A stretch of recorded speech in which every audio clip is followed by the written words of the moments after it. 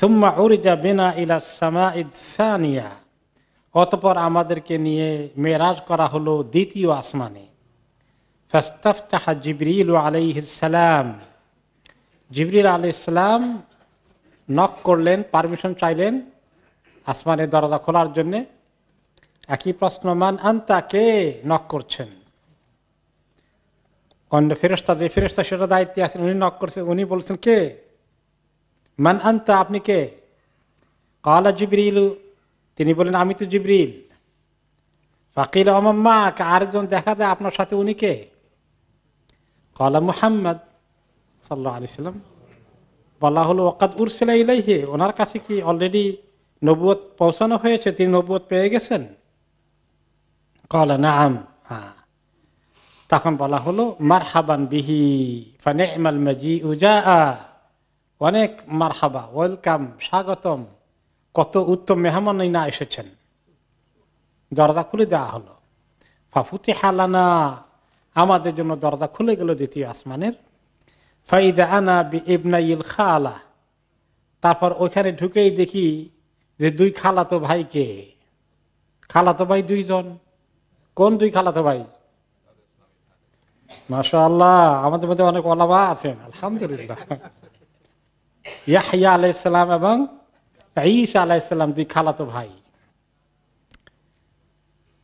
তারপরে এই দুইজনকে পরিচয় করিয়ে দিলেন জিবরিল আলাইহিস সালাম মুহাম্মদুর রাসূলুল্লাহ সাল্লাল্লাহু আলাইহি ওয়াসাল্লাম কে। হাদা ইয়াহইয়া, ইনি হচ্ছেন ইয়াহইয়া, আর ইনি হচ্ছেন ঈসা। ফাসাল্লিম আলাইহিমা, দুইজনকে আপনি সালাম দেন। ফাসাল্লামতু, আমি সালাম দিলাম। ফারাদ্দা, দুইজনেই জবাব দিলেন। জবাব দিয়ে বললেন দুইজনেই, মারহাবান বিল আখি সালেহ ওয়ান নবী সালেহ, এত নেককার নবীকে ওয়েলকাম, মারহাবা, এবং এত নেককার ভাইকে মারহাবা, আমাদের ভাই। ওয়াদাউলি বিখাইর, দুইজনে আমার জন্য অনেক দোয়া করলেন। এখন প্রশ্ন আসে, সালাম ওনারা দিবেন নবী মুহাম্মদ সাল্লাল্লাহু আলাইহি ওয়াসাল্লামকে, না উনি তাদেরকে সালাম দিবেন? এখন দেখা গেল যে উনি তাদেরকে সালাম দিতে জিবরিল আলাইহিস সালাম বললেন। কিন্তু আমরা তো জানি শানের দিক থেকে, পজিশনের দিক থেকে, আল্লাহ তাআলা মাকামের দিক থেকে শ্রেষ্ঠকে আখিরি নবী মুহাম্মদ সাল্লাল্লাহু আলাইহি ওয়াসাল্লাম, তিনি সমস্ত নবীদের লিডার। তো উনি ওনাকে কেন বললো ওই দুজনকে সালাম দেন? দেখি কে বলবেন, উত্তর দেন। ওকে, যিনি আগমনকারী তিনি আগে সালাম দিবেন। এই জন্য বাবা যখন ঘরে ঢুকে ছোট্ট বাচ্চাদেরকে কে আগে সালাম দিবে? বাবা সালাম দিবেন। আমরা আমল করি এগুলা, ইনশাআল্লাহ আমল করতে হবে। এখান থেকে শিক্ষা পেলাম। এই হলো একটা। তারপরে 2 নম্বর কি থাকতে পারে বলেন তো? একটা কারণ বলেছেন, রাইট কারণ বলেছেন। হ্যাঁ, থ্যাংক ইউ, মাশাআল্লাহ, একদম 100% পাস। দুইটাই রাইট আনসার হয়ে গেছে। ওনারা বয়সে তো সিনিয়র মুরব্বী, মুরব্বীর সম্মান আছে। এখন যদি কেউ হয় মুরব্বীর ছেলে মেয়ে, নাতি নাতিন, ভাই ভাতিজা, ওরা বড় কিছু হয়ে গেছে, কিন্তু চাচা, বাবা, দাদা, মুরব্বী যারা আছেন, মামা, তারা এত বড় কিছু হন নাই। কিন্তু আল্লাহ তাআলা এই বয়সের দিক থেকে সিনিয়রিটি তাদেরকে দান করেছেন। আপনি তাদের নাতি হতে পারেন, আপনি তাদের ভাতিজা হতে পারেন, কিন্তু তাদেরকে আপনি ওই সম্মানটা দিতে হবে। এখানে আমরা এই লেসন পাচ্ছি কিনা? চমৎকার দুটো লেসন আছে এখানে। সৌদুর রাসূল এবার আসলো যে এইখানে বেশি কিছু আর কথাবার্তা হয় নাই, ওনারা দোয়া টোয়া করে বিদায় করে দিয়েছেন। এখানে বেশি কিছু ডিসকাশন হয়নি, তেমন কোনো দৃশ্য আর আসে নাই। অতঃপর ওনারা তৃতীয় আসমানে রওনা হয়ে গেলেন। হয়তো আরো কিছু ছিল, কিন্তু রিওয়ায়াতে এর চেয়ে বেশি কিছু পাওয়া যায়নি।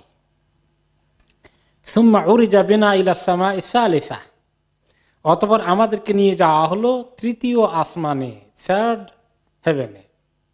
ফাস্তাফতাহা জিবরিল, জিবরিল আলাইহিস সালাম নক করলেন দরজা খোলার জন্য। একই প্রশ্ন, কে? জিবরিল। সাথে কে? মুহাম্মদ। ও, ওনাকে নবুয়ত দেওয়া হয়ে গেছে অলরেডি। ওকে, ইয়েস, নাম।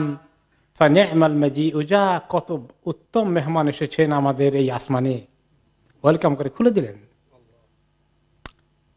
খোলা হলো, খুলেই দেখি যে ফাইদা আনাবে ইউসুফ আলাইহিস সালাম। কে আছেন সেখানে? ইউসুফ আলাইহিস সালাম। জিবরিল আলাইহিস সালাম পরিচয় করে দিলেন, হাদা ইউসুফ ফাসাল্লিম আলাইহি, এই তো উনি ইউসুফ আলাইহিস সালাম, সালাম দেন ওনাকে। ফাসাল্লামতু আলাইহি ফারাদ্দা সালাম, আমি সালাম দিলাম, তিনি সালামের জবাব দিলেন। অথবা একই কথা, এত আমাদের এক ভাই, নবী ভাই, আপনাকে ওয়েলকাম, আমাদের অত্যন্ত নেককার নবী আপনি, শানদার নবী, আপনাকে ওয়েলকাম, আমার জন্য অনেক দোয়া করলেন। নবী করিম সাল্লাল্লাহু আলাইহি ওয়াসাল্লাম মন্তব্য করলেন, ফাইদা হুয়া কাদ উতিয়া শাতরাল হোসন, ওনাকে দেখে আমি অভিভূত হয়ে গেলাম, মনে হয় সমস্ত দুনিয়ার সৌন্দর্যের অর্ধেক একলাই ওনাকে দেওয়া হয়েছে। দুনিয়ার যত সুন্দর নারী পুরুষ আছে সবাই মনে হয় যেন অর্ধেক ভাগ করে পেয়েছে সুন্দরগুলো, আর একাই উনি মনে হয় যেন গোটা অর্ধেক সৌন্দর্য পেয়ে গেছেন। এখানে আর বেশি কিছু রেওয়ায়েত পাওয়া যায়নি কি হলো না হলো। পরে চলে যাচ্ছেন ওনারা চতুর্থ আসমানে। নক করা হলো, কে? জবাব দিলেন জিবরিল, সাথে কে? মুহাম্মদ সাল্লাল্লাহু আলাইহি সাল্লাম। দরজা খোলা হলো, ওয়েলকাম করা হলো। তারপরে খোলার পরে দেখি ফাইদা আনা বে ইদ্রিস আলাইহিস সালাম, ইদ্রিস আলাইহিস সালাম দেখি যে দাঁড়িয়ে আছেন সেখানে। তিনি পরিচয় করে দিলেন আমাকে, হাদা ইদ্রিস ফাসাল্লিম আলাইহি, ইনি হচ্ছেন নবী ইদ্রিস আলাইহিস সালাম, আপনি ওনাকে সালাম দেন। আমি সালাম দিলাম, তিনি জবাব দিলেন। তারপরে একই দোয়া করলেন, ওয়েলকাম করলেন, অনেক দোয়া করলেন আমার জন্যে। নবী করিম সাল্লাল্লাহু আলাইহি সাল্লাম বেশি কিছু মন্তব্য করলেন না, শুধু কোরআনের একটা আয়াতের একটি অংশ ইদ্রিস আলাইহিস সালাম সম্পর্কে যেটা কোরআনে এসেছে, যে উনি কোন আকাশে আছেন? চতুর্থ আকাশে। ওয়ারাফানাহু মাকানান আলিয়্যা, আমি তাকে অনেক উঁচু পজিশনে উঠিয়ে নিয়েছিলাম। তো তিনি প্রথম আসমানে নয়, দ্বিতীয় তৃতীয় নয়, তিনি চতুর্থ আসমানে বেশ উপরেই আছেন। এই আয়াত থেকে অংশটুকুকে তিনি কোট করলেন। এখানে শেষ। এরপরে হলো পঞ্চম আসমানের দিকে রওনা। অথবা সেখানে একই প্রশ্ন, নক করার পরে কে? জিবরিল। কে? সাথে মুহাম্মদ সাল্লাল্লাহু আলাইহি সাল্লাম, ওনাকে নবুয়ত দেওয়া হয়েছে, নিয়ে আসা হলো। হ্যাঁ, ওনাকে নিয়ে এসেছি, ওয়েলকাম। এরপরে যখন খোলা হলো, ফাফুতিহা লানা ফাইদা আনা বিহারুন আলাইহিস সালাম, দেখা হলো কার সাথে? নবী হারুন আলাইহিস সালামের সাথে। তিনি পরিচয় করে দিলেন, ইনি হচ্ছেন নবী হারুন, ওনাকে সালাম দেন। আমি সালাম দিলাম, তিনি আমাকে জবাব দিলেন এবং তিনি আমার জন্য অনেক দোয়া করলেন। কোন কোন রিওয়ায়াতে এসছে তিনি বলেছেন যে কেমন দেখা যাচ্ছিল হারুন আলাইহিস সালামকে, দেখতে কেমন দেখা যায়? ফাইদা ফিহা কাহলুন আবিয়াদুর রাস ওয়া লিহইয়া, তিনি এমন একজন প্রৌঢ় মানুষ, পৌরত্বে পৌঁছেছেন। ওনার মাথার চুল এবং দাড়ি সাদা, আর এত সুন্দর লাগছে ওনাকে, এরকম বৃদ্ধ মানুষ আমি আর দেখিনি। ফাকুলতু মান হাদা ইয়া জিবরিল, আমি বললাম কে আর লোকটি এত সুন্দর দেখা যায়? তিনি বললেন, হাদাল মুহাব্বাব ফি কওমিহি হারুন আলাইহিস সালাম, উনি ওনার কওমের মধ্যে সবচেয়ে প্রিয় ব্যক্তি ছিলেন হারুন আলাইহিস সালাম। এতে বোঝা গেল লোকেরা হারুন আলাইহিস সালামকে বেশি পছন্দ করেছেন মুসা আলাইহিস সালামের তুলনায়, কারণ উনি একটু নরম তবিয়তে ছিলেন, আর মুসা আলাইহিস সালাম একটু জালালি তবিয়তে ছিলেন। তো ওনার জনপ্রিয়তা একটু বেশি ছিল। কিন্তু আল্লাহ তাআলার কাছে কিন্তু শান নবী হিসাবে মুসা আলাইহিস সালামের অনেক বেশি। তিনি উলুল আজমে মিনার রাসূল। তো দুনিয়ার মধ্যে বলা যায় না, মানুষ অনেক সময় যে বেশি সম্মানিত তাকে বাদ দিয়া আরেকজনকে বেশি সম্মান দেখায়, কোনো কোনো সময় এটা হতে পারে। আচ্ছা, তো একই কথা হয়ে গেল। সালাম কালাম পরে সেখান থেকে তিনি চলে আসলেন, দোয়া করে দিলেন।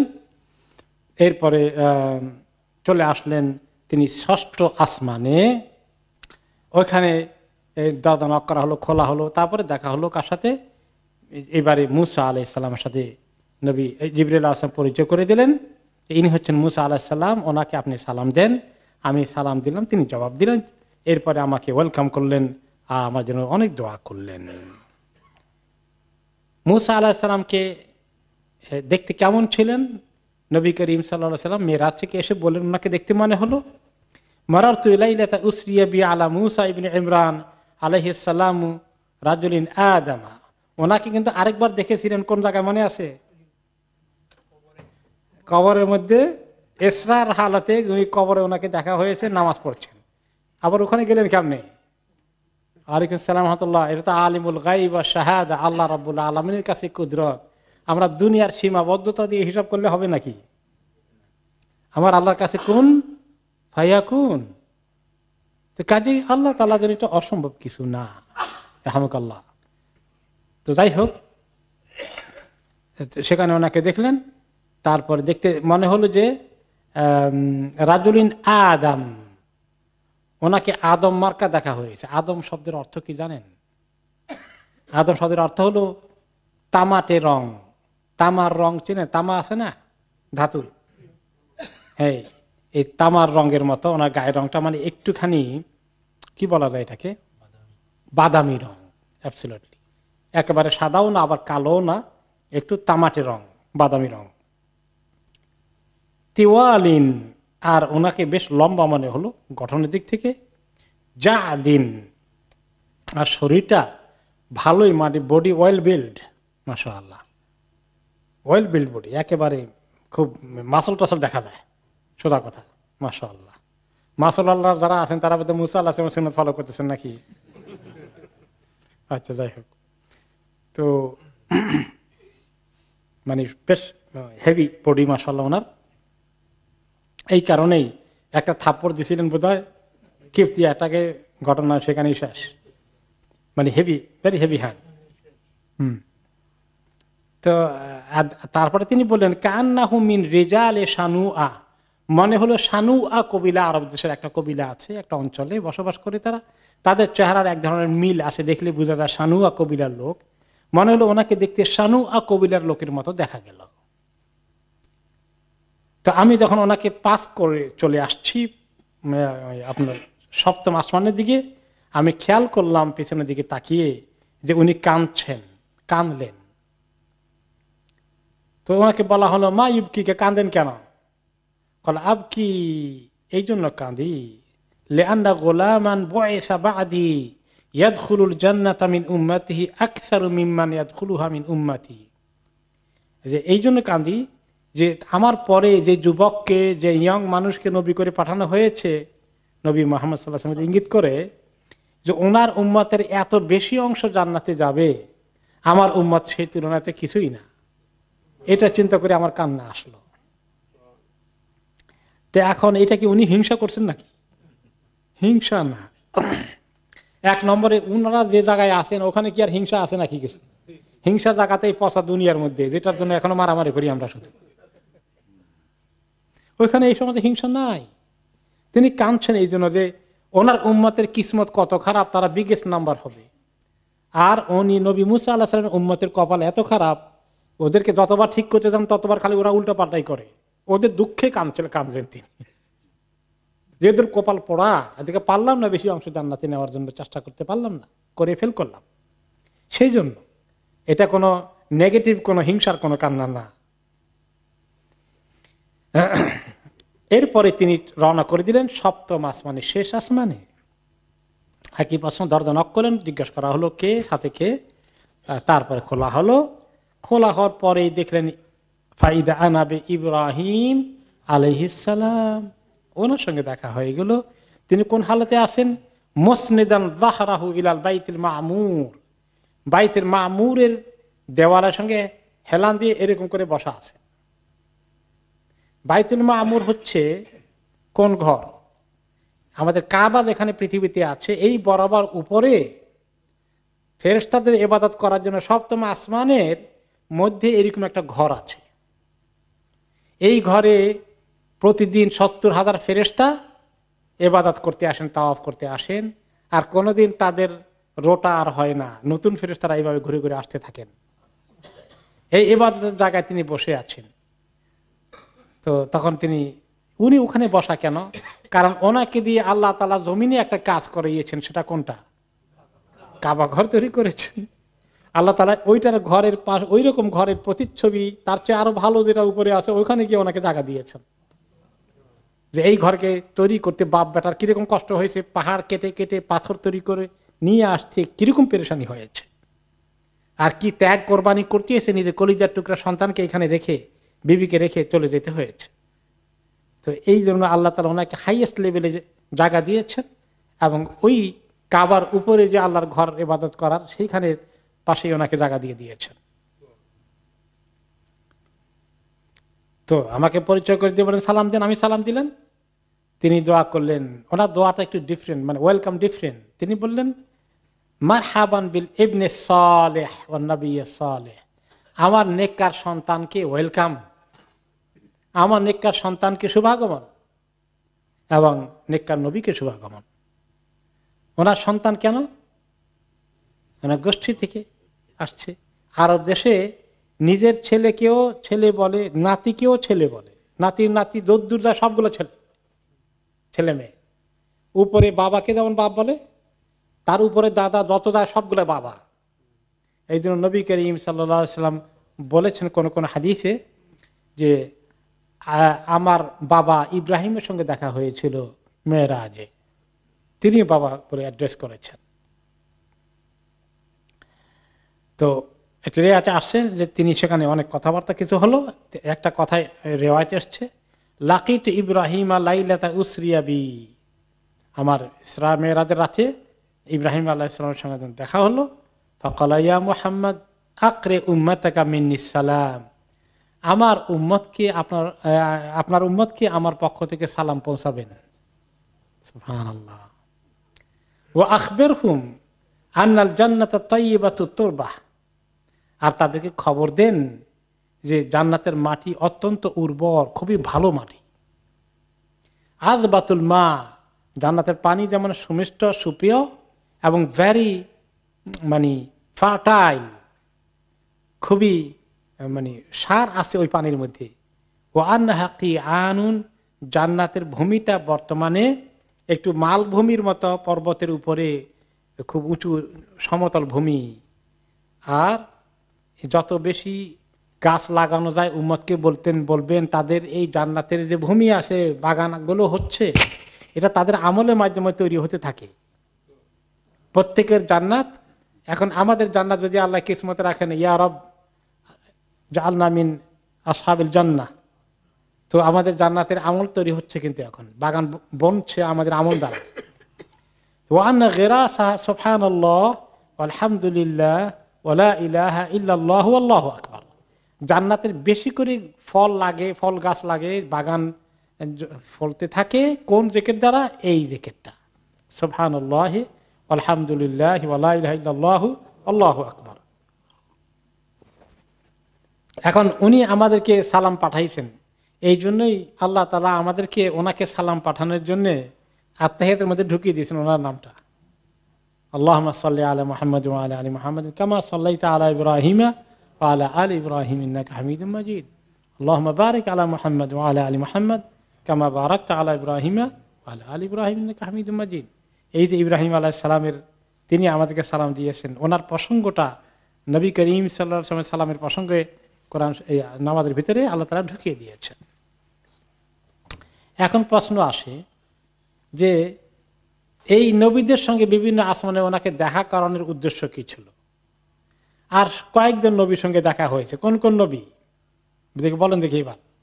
প্রথম আসমানে আদম আলাইহিস সালাম, দ্বিতীয় আসমানে ঈসা আলাইহিস সালাম এবং ইয়াহয়া আলাইহিস সালাম, তৃতীয় আসমানে ঈসা আলাইহিস সালাম, চতুর্থ আসমানে ইদ্রিস আলাইহিস সালাম, মাশাআল্লাহ, পঞ্চম আসমানে হারুন আলাইহিস সালাম, ষষ্ঠ আসমানে মুসা আলাইহিস সালাম, আর সপ্তম আসমানে ইব্রাহিম আলাইহিস সালাম। মাশাআল্লাহ, মুখস্থ হয়ে গেছে। এখন কয়জনের সঙ্গে দেখা হলো তাহলে গণন এবার? 8 জন না? তো আর বাকি নবীদের সঙ্গে দেখা হলো না কেন? আর বাকি নবীরা থাকেন বা কোন জায়গায়? ঈসা আলাইহিস সালামের সঙ্গে দেখা হলো তো, ঈসা আর জাকারিয়া আলাইহিস সালাম দুইজন একসঙ্গে, ঈসা আর ইয়াহইয়া আলাইহিস সালাম দুইজন একসঙ্গে। তো এখন এক নম্বর হলো যে বিভিন্ন ওলামায়ে কেরাম বলেছে ওনাদের নবুয়তের সময় যে সমস্ত দৃশ্যগুলো, যে সমস্ত ঘটনাগুলো, যে সমস্ত চ্যালেঞ্জগুলো এসেছিল, এগুলো সবগুলো নবী মুহাম্মদ সাল্লাল্লাহু আলাইহি ওয়াসাল্লামকে ফেস করতে হবে। ওনারা বুঝিয়েছেন, অনেক কথাবার্তা হয়েছে, সবগুলো কিন্তু আসে নাই। এই যে আমাদের কাছে বর্ণনা এসেছে, সব খবর আসছে নাকি? অনেক কিছু কথাবার্তা হয়েছে, সবাই বুঝিয়েছে দেখেন আমরা নবুয়তের দায়িত্ব পালন করতে গিয়ে এরকম পরিস্থিতির মোকাবিলা করেছি, আমাদের এরকম হয়েছে। তো আল্লাহ তাআলা ওনাকে নিয়ে গেছেন ওখান থেকে ট্রেনিং দেওয়ানোর জন্যে, ওনাদের অভিজ্ঞতা এক্সপেরিয়েন্স ওনাকে বলতে, উনি যাতে ঘাবড়িয়ে না যায়। মাঝে মধ্যে উনি খুব ঘাবড়িয়ে যেতেন, মুসিবত কেমন নবুয়তের দায়িত্ব পালন করব, হতাশ হয়ে যেতেন, মনে খুব কষ্ট এসে যেত যে সবার তো শুনো সবাইকে পরীক্ষা দিতে হয়েছে, আর ওনারা যেভাবে পার করে এসেছেন তোমাকেও পার হতে হবে। এই একটা উদ্দেশ্য ছিল যে ওনাদের যেগুলোকে সবার সঙ্গে দিয়ে তো আল্লাহ তাআলা মানে অনেক নাম্বার আছে, নবীদের নাম্বার তো অনেক বেশি, শত শত হাজার হাজার হতে পারে, তার চেয়ে লাখেও দিতে পারে, এটা ক্লিয়ার কাট কোনো নাম্বার তো নাই। আমাদের দেশে যেটা বলে 1,24,000, 2,24,000, এরকম কোনো সহি কোনো হাদিস নাই একদম টু দ্য পয়েন্ট। কিন্তু সহি হাদিস না, এটা একটা রেওয়ায়ত আছে, এত মজবুত না, কিন্তু নবীদের সংখ্যা আসলে অনেক ছিল। তো সবাইকে হয়তো আরো হয়তো দেখা হতেও পারে, কিন্তু উনি যে কয়জনের নাম মেনশন করেছেন এগুলো ছাড়া তার আমাদের জানার উপায় নাই। আর এই নবীদের সঙ্গে ওনার এক্সপিরিয়েন্স নেওয়ার জন্য আল্লাহ তাআলা মিটিং এর ব্যবস্থা করেছেন। তাহলে দুটো জিনিস আসলো, আরো নবীরাও হয়তো বা দেখা হয়েছে, কিন্তু এভাবে কথাবার্তা হওয়া হয়নি। আল্লাহ তাআলা বাছাই করেছেন এই কয়জনকে হতে পারে। যদিও সবার সঙ্গে নামাজের সময় দেখা হয়েছে বাইত আল মাকদেসের মধ্যে, কিন্তু স্পেশাল অভিজ্ঞতার বিনিময় কয়েকজনের সাথেই হয়েছে। তার কেন হয়েছে? যাতে উনি এই এক্সপেরিয়েন্স নিয়ে এসে নবুয়তের দায়িত্ব পালনের ক্ষেত্রে তিনি নলেজ গেইন করেন, অভিজ্ঞতা গেইন করেন। এই কারণে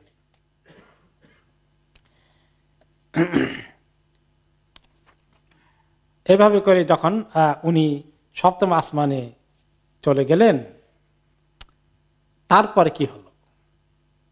সপ্তম আসমানের পরে হচ্ছে সুম্মা উদখিলতুল জান্নাহ ফাইদা ফিহা হাবাইলুল লুলুই ওয়া ইদা তুরাবুহাল মিস্ক। অতঃপর সপ্তম আসমান থেকে আমাকে জান্নাতে নিয়ে যাওয়া হলো, এবং সেই জান্নাতে গিয়ে আমি দেখি যে সেখানে যে প্যালেসগুলো, প্যাভিলিয়নগুলো, রাজপ্রাসাদগুলো নির্মাণ করা হয়েছে খুব উঁচু উঁচু গম্বুজওয়ালা মিনার, মানে বড় গম্বুজওয়ালা, এবং সেগুলো গম্বুজগুলো মণি মুক্তার তৈরি, এবং মাটিগুলো ফ্লোরটা হচ্ছে মেশকের তৈরি, মাস্কের তৈরি। অতঃপর আমি জান্নাতে দেখতে পেলাম বিআনহারিন মিন মাইন গায়রি আসিন, এমন পানি দেখলাম, এমন পানির ফোয়ারা, নহর দেখলাম যে এত পরিষ্কার পরিচ্ছন্ন, একটু ময়লা আবর্জনা কিচ্ছু নাই, ফ্রেশ পানি। ওয়া আনহারিন মিন লাবানিন লাম ইয়াতাগায়্যার তা'আমুহু, আর আরেকটা নহর দেখতে পেলাম, দুধের নহর, এবং এর স্বাদ কখনো নষ্ট হয় না, এবার ফ্রেশ, সতেজ, সর্বদা তাজা দুধ। দুধ যদি অনেকদিন এভাবে ঢেলে রাখা হয়, দুধের নদী, এখানে অনেকগুলো কয়েক টন দুধ এনে সাপ্লাই দেওয়া হয়, এভাবে কতক্ষণ তাজা থাকবে? নষ্ট হয়ে যাবে, পচে যাবে, দুর্গন্ধ সৃষ্টি হবে, ময়লা লেগে যাবে। এইগুলা কিছু না, এই নহর চলছে দুধের, সব সময় তাজা থাকছে। ওয়া আনহার মিন খামরিন লাযযাতিল লিশারিবিন, আরেকটি নহর দেখলাম মদের নহর।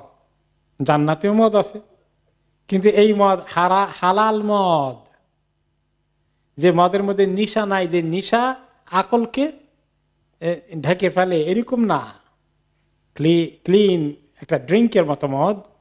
ও আনহারি মিন আসালিম মুসাফা, আবার আরেকটি নহর দেখলাম পানি, নদীর মতো, ফোয়ারার মতো, সেটা হচ্ছে একদম খাঁটি মধুর নহর। তাহলে কয়টা নহর? 4টা নহর, পানির সুমিষ্ট সুপ্রিয় পানি, দুধ, মদ এবং মধু। ওয়াইদা রুম্মানুহা কাআন্নাহু দিলাউ ইযমান, আর বিভিন্ন রকমের ফল ফলাদি দেখলাম। রুম্মান অর্থ হচ্ছে ডালিম অথবা বেদানা, কেউ কেউ বলে, যে সেগুলোর সাইজ এত বড়, এক একটা বালতির পরিমাণ, বড় বালতিতে আরবরা কুয়া থেকে পানি উঠাতেন, চামড়ার বালতি, বেশ বড় সাইজের ছিল, এত বালতির সাইজ এত বড় আনার অথবা বেদানা অথবা ডালিম। ওয়াইদা আনা বিতাইরিন কাল বাখাতি হাদিহি, আর কিছু পাখি দেখলাম, পাখির সাইজ তো মাশাআল্লাহ একেবারে উটের মতো সাইজ, কিন্তু উঠতে পারে। ফাকালা ইনদাহা রাসূলুল্লাহ সাল্লাল্লাহু আলাইহি ওয়াসাল্লাম ইউহাদ্দিসু আসহাবা ইন্নাল্লাহ ক্বাদ আ'আদ্দা লিইবাদিহিস সালিহিন মা লা আইনুন রাআত ওয়া লা উযুনুন সামিআত ওয়া লা খাতারা আলা কলবি বাশার, যে সেখানে আল্লাহ তাআলা আর কি বলবো, কয়েকটা জিনিস বললেন যে সেখানে আল্লাহ তাআলা এত কিছু তৈরি করে রেখেছেন তার নেক বান্দাদের জন্য, তারা জান্নাতি হবে, যা কোনো চোখ কোনোদিন দেখেনি, কোনো কান তার বর্ণনা কোনোদিন শুনেনি, যেটা কোনো অন্তর কোনোদিন কল্পনা করেও আঁচ করতে পারেনি। এরপরে নবী করিম সাল্লাল্লাহু আলাইহি ওয়াসাল্লাম গেলেন, নাহরুল কাউসার ওনাকে দেখা হলো, ইন্না আতাইনাকাল কাউসার, এই কাউসার হাউজে কাউসার দেখানো হলো। বাইনামা আনা আসির ফিল জান্নাহ, আমি জান্নাতে ঘুরে ঘুরে দেখছি বিভিন্ন জিনিস আমাকে দেখানো হচ্ছে, জিবরিল আলাইহিস সালাম ওনার গাইড।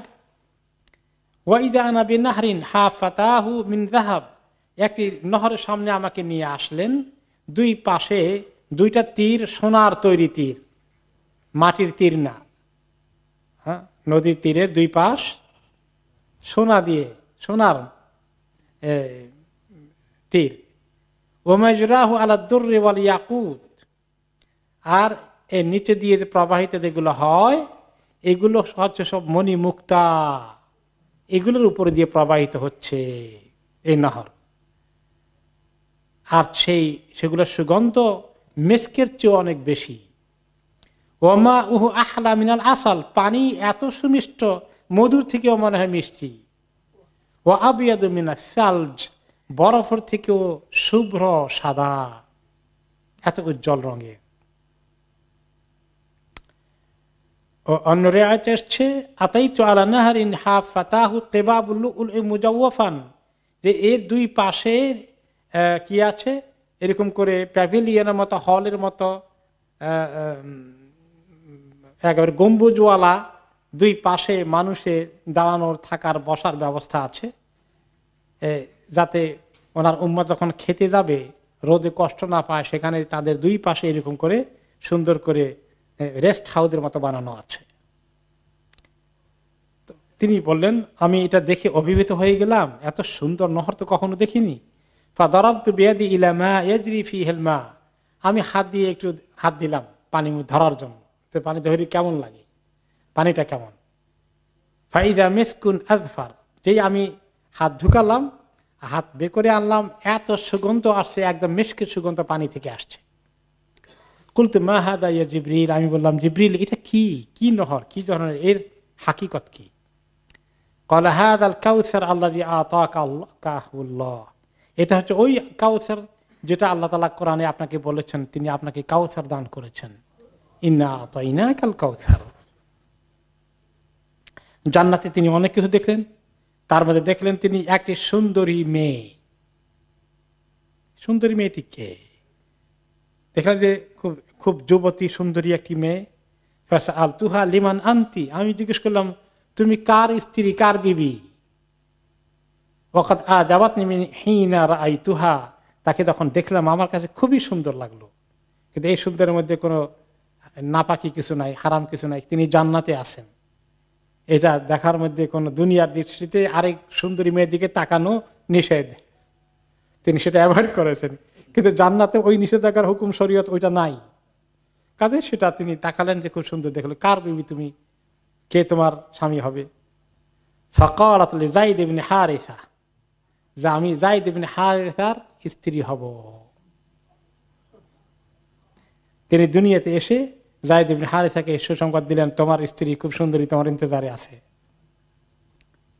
তিনি জান্নাতে হাঁটছেন, চলছেন, আবার দেখেন যে আমার আশেপাশে খালি দেখি যে একরকম খসখসে আওয়াজ পাওয়া যায়। আমি বললাম জিবরিল কিসের খসখসে আওয়াজ পাই, কে যেন নড়াচড়া করে, কারো পায়ের শব্দ হয়। তিনি বললেন হাদা বেলাল আল মুআজ্জিন, আপনার মুআজ্জিন বেলাল। ক্বালা নবিয়ুল্লাহ সাল্লাল্লাহু আলাইহি ওয়াসাল্লাম হিনা জা ইলা নাস কাদ আফলাহা বেলাল, তিনি যখন মেরাজ থেকে ফেরত আসলেন, সাহাবাদেরকে মেরাজের খবর দিয়েছিলেন, তিনি বললেন শোনো বেলাল তো কামিয়াব হয়ে গেছে, কারণ তার আওয়াজ পেলাম আমি জান্নাতে আমার আশেপাশে। বেলাল হলেন মুআজ্জিন।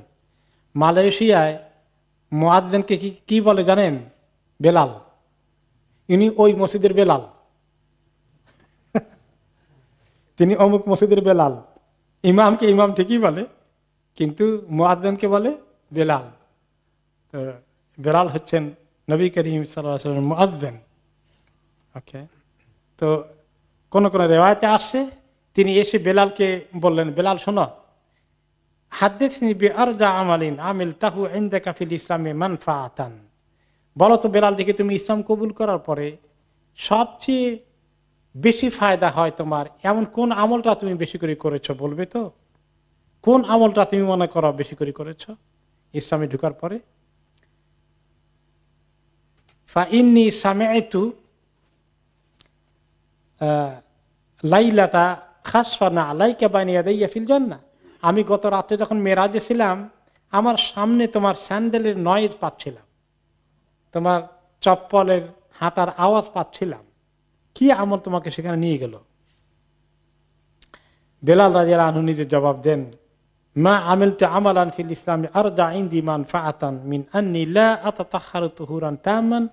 আমি সবচেয়ে মনে হয় যেন আমার এই আমলটাকে বেশি ইহতিমামের সাথে পালন করেছি ইসলাম কবুল করার পরে, যখনই আমি ওযু করতাম ভালো করে ওযু করে নিতাম, ফি সাআতি মিন লাইলিন ওয়ালা নাহার, যখনই দিনে রাতে যখনই ওযু চলে যেত আমি ওযু করে ফেলতাম। আর ইল্লা সাল্লাইতু বিযালিকা তুহুর, আর আমি ওই ওযু করার পরেই 2 রাকাত বা যাই পারি কিছু তাহিয়াতুল ওযু নামাজ পড়ে নিতাম, একটু নফল পড়ে ফেলতাম। মা কাতাবাল্লাহু লি আন উসাল্লিয়া, যতটুকু আল্লাহ আমাকে তৌফিক দিতেন। তাহলে এই আমলটাই ওনাকে জান্নাতে নেওয়ার জন্য বিরাট ভূমিকা পালন করেছে, তাহিয়াতুল ওযু। এই হাদিসে অনেক শিক্ষণীয় বিষয় আছে বেলাল রাদিয়াল্লাহু আনহু হাদিসের মধ্যে। এক নম্বরে হচ্ছে, তাহলে এই হাদিসে কি শিক্ষা পাওয়া গেল বলেন তো? ওযু করা অনেক ফজিলতের আমল। লান ইউহাফিজ আলাল ওযু ইল্লা মুমিন, মুমিন ছাড়া কেউ ওযুর হালতে থাকবে না। বলে ওযু করছি তো এখন তো বেরিয়ে গেছি, বাতাস টাতাস আসছে, ওযু চলে গেছে, এখন আবার করতে হবে নাকি? এইটা জরুরি না। টয়লেটে গেলেই ওযু করা হয়ে গেছে, আপনি কাজে চলে গেছেন, হ্যাঁ, টয়লেটে আর যান নাই, আপনি কিন্তু আসলে ওযুর হালত কন্টিনিউ করতেছে, মানে আর করা লাগবে না এই মুহূর্তে, হয়তো টয়লেটে গেলে আবার ওযু করে নিলেন। এইভাবে করে ওযুর হালতে থাকার গুরুত্ব আসলো। 2 নম্বরে আসলো যে যদি ওযু করে তাহিয়াতুল মসজিদ পড়া যায়, আরো কিছু নফল পড়া যায়, তাহলে এটাও খুব ফজিলতের আমল। এরপরে তিনি বললেন, আমাকে সুম্মা রুফি আলী লিল বাইতুল মামুর, অতঃপর বাইতুল মামুর আমার সামনে নিয়ে আসা হলো। ওকে, সুম্মা উতিতু বিইনাইম মিন খামরিন ওয়া ইনাইম মিন লাবানিন ওয়া ইনাইম মিন আসাল, অতঃপর আমার সামনে কয়েকটি পাত্র নিয়ে আসা হলো। একটা পাত্রের মধ্যে আছে কাপ বা গ্লাস, এক কিছুর মধ্যে আছে মদ, আরেকটা পাত্রে আছে দুধ, আরেকটা পাত্রে আছে মধু। আমাকে ড্রিঙ্ক অফার করা হলো, যেহেতু আমি জার্নির মধ্যে আসি, তৃষ্ণা লেগে গেছে, তা আমাকে ড্রিঙ্ক অফার করা হলো। তা আমি ড্রিঙ্ক থেকে চুজ করলাম কোনটা?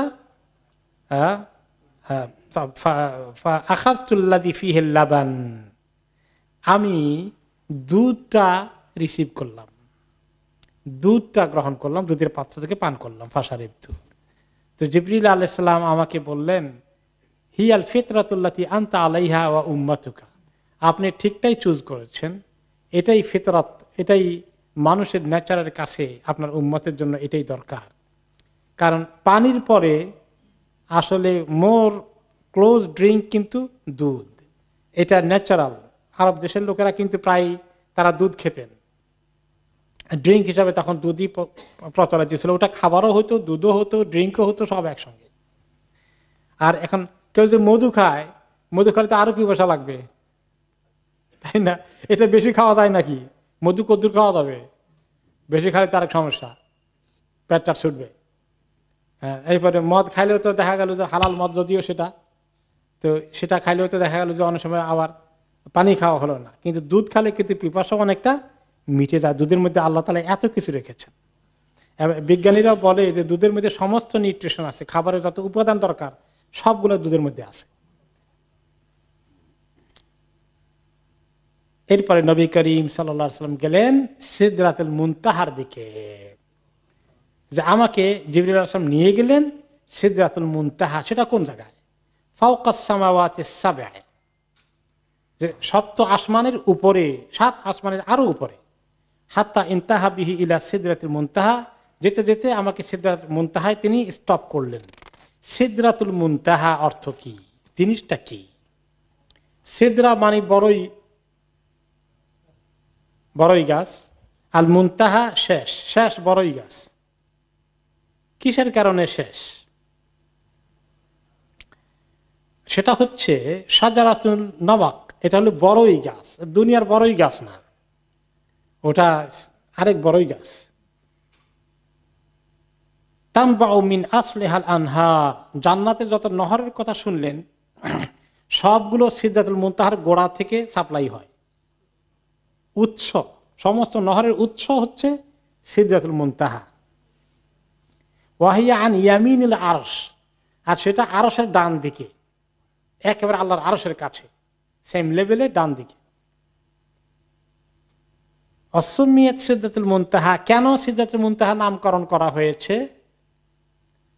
লিআন্নাহু ইয়ানতাহি ইলাইহা ইলমুল খালাইক ওয়া জামিউল মালায়েকা, সমস্ত সৃষ্টি ফেরেশতাগণ তাদের সবার জ্ঞান এবং বিচরণ ওইখানে শেষ, তারপরে তাদের কোনো অ্যাক্সেস নাই, যেতে পারবে না, আর জানেও না কি আছে তার পিছনে। এই জন্য শেষ বড়ই গাছ, মাখলুকের বিচরণ ওখানে শেষ। ওয়ালা ইয়ালামু আহাদুন মা ওয়ারাহা ইল্লাল্লাহু আযজা ওয়া জাল, আল্লাহ তাআলা ছাড়া আর কেউ জানে না এই সিদরাতুল মুনতাহার পরে আর কি আছে। ওখানে নিয়ে যাওয়া হলো, তো আমি দেখলাম ফাইদা নাবকুহা কাআন্নাহু কিলালুল হাজার, তার যে বড়ই গাছের কথা বললাম, বড়ই কুল বড়ই যেটা বলেন, এই বড়ই এত বড়, এক একটা বড়ইয়ের সাইজ হলো পানির বড় কলসির সমান। ওয়ারাকুহা কাআন্নাহু আযানুল ফিলা, আর গাছের পাতাগুলো হাতির কানের সাইজের মতো বড়। ওয়া গাশিয়াহা আলওয়ানুন, কত রং বেরঙের নূরের ঝলক গাছের মধ্যে চলছে। লা আদরি মা হিয়া, আমি মানে ধরে রাখতে পারিনি, আমার ধারণ করতে কষ্ট হয়েছে যে কত রকমের ঝলক নূরের এবং রঙের সেখানে আছে, কত বাহারি রং। ফামা আহাদুন মিন খালকিল্লাহ ইস্তাতি আন ইয়াসিফাহা মিন হুসনিহা, তিনি বললেন কোন সৃষ্টির পক্ষে সম্ভব নয় ওই বড়ই গাছের সৌন্দর্য বর্ণনা করা, আমি পারবো না তোমাদেরকে বর্ণনা করতে। জিবরিল আলাইহিস সালাম সেখানে বললেন হাযিহি সিদরাতুল মুনতাহা, এখানেই সিদরাতুল মুনতাহা, এখানেই আমার অ্যাক্সেস শেষ, আর আমি যেতে পারবো না। ফেরেশতাদের অ্যাক্সেস এখানেই শেষ হয়ে যায়। এরপরে এখন আসলো এই যে নবী করিম সাল্লাল্লাহু আলাইহি ওয়াসাল্লাম ওখানে জিবরিল আলাইহিস সালামকে আরেকবার দেখলেন ওনার আসল সূরাতে। উনি তো এতক্ষণ এতদিন মানুষের সূরাতে আসা যাওয়া করেন, তো ওখানে তিনি দেখলেন যে অরিজিনাল সূরাতে ওনাকে যখন যেভাবে আল্লাহর আসল সূরা দিয়ে পয়দা করেছেন, ফি হুল্লাতিন মিন রাফরাফিন আখদার, খুব রেশমি সুন্দর কাপড় পরা তিনি। লাহু সিত্তুমিয়াতি জানাহ, 600 পাখা। কুল্লু জানাহিন মিনহা কাদ সাদ্দাল আফাক, এক একটি পাখা গোটা দিগন্ত কভার করে ফেলেছে। ইয়াতানাসালু মিন আজনিয়াতিহি তাহাউইল ওয়াদ-দুরর ওয়াল ইয়াকুত, এবং যখন তিনি পাখা এভাবে খোলেন ঝরঝর করে মণিমুক্তা পড়তে থাকে। নবী করিম সাল্লাল্লাহু আলাইহি ওয়াসাল্লাম ওনাকে এই দ্বিতীয়বার দেখলেন। এর প্রথমবার দেখেছিলেন এক পর্যায়ে, সেটা হলো যখন তিনি হেরা গুহা থেকে নামছেন, নামা অবস্থায় দেখেছিলেন, সেটা দেখে তিনি বেহুশ হয়ে পড়ে গেলেন। কিন্তু এখানে বেহুশ হয়ে পড়ে যাননি, এখানে তিনি দুনিয়ার উপরে একটু সেফ জায়গায় আছেন।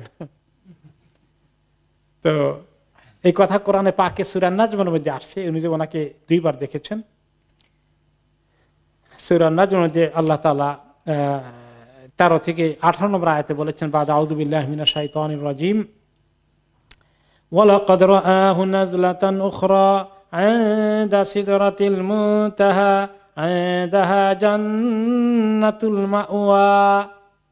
তিনি নিশ্চয়ই তিনি তাকে আবার দেখেছেন, জিবরিল আলাইহিস সালামকে দ্বিতীয়বার সেই মেরাজে গিয়ে সিদরাতুল মুনতাহার জায়গায়, ওইখানে, আর যার পাশেই হলো জান্নাতুল মাওয়া।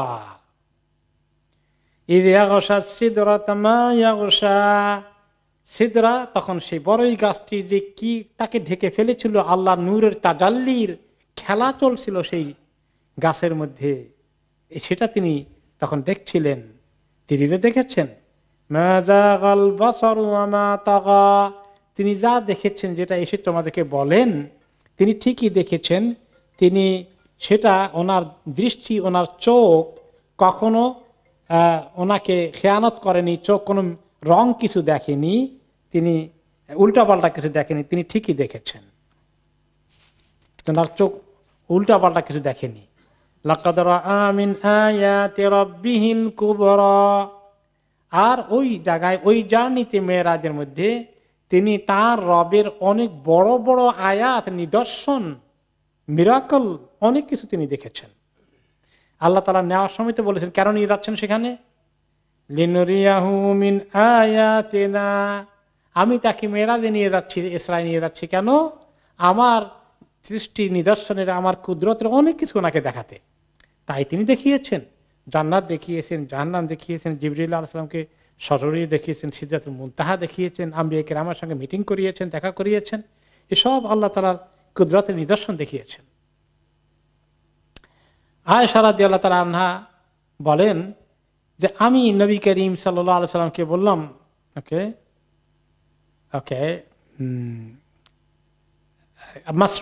মাসরুক একজন তাবেঈ, তিনি বলেন আমি আয়েশা রাদিয়াল্লাহু আনহার কাছে ছিলাম আর জিজ্ঞেস করলাম যে আল্লাহ তাআলা না বলেছেন ওয়ালাকাদ রাআহু বিল উফুকিল মুবিন, যে জিবরিল আলাইহিস সালাম ওনাকে দেখেছেন ওই যে ওহী নাজিলের পরে পূর্ব মানে দিগন্তে পরিষ্কারভাবে তাকে দেখেছেন।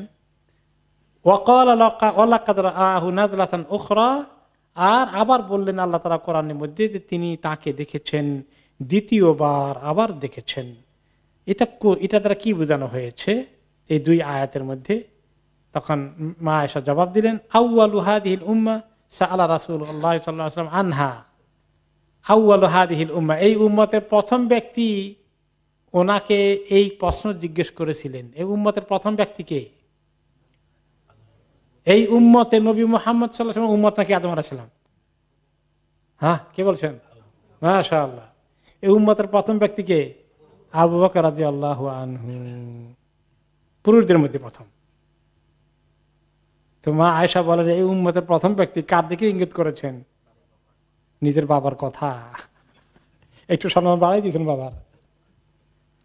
ওকে, যে উনি জিজ্ঞাসা করেছিলেন এই কথা রাসূলুল্লাহ সাল্লাল্লাহু আলাইহি ওয়াসাল্লামকে, তখন তিনি জবাব দিয়েছিলেন এই যে এটা কেউ কেউ সন্দেহ করেছিল এটা কি আল্লাহকে দেখেছেন কিনা, এই কনফিউশন দূর করার জন্য প্রশ্ন করেছিলেন কে? আবু বকর রাদিয়াল্লাহু আনহু।